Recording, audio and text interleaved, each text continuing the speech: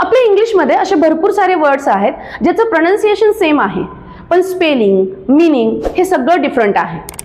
मग असे कोणकोणते वर्ड्स आहेत, त्यांना काय म्हणायचं?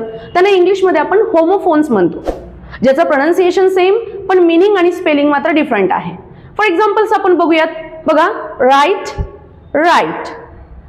हे राईट म्हणजे लिहिणे, हे राईट म्हणजे बरोबर. Next, night, night. This night means सरदार, दिस नाईट मीन्स रात्र. Next example, no, no. This no means माहीत असणे, दिस नो मीन्स नाही. Next example, meet, meet. This meet means भेटणे, दिस मीट मीन्स मटन. Last example, break, break. This break means मोडणे and this break means गाडीचा break.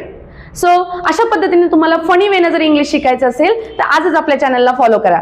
Follow to learn English and earn confidence. Thank you.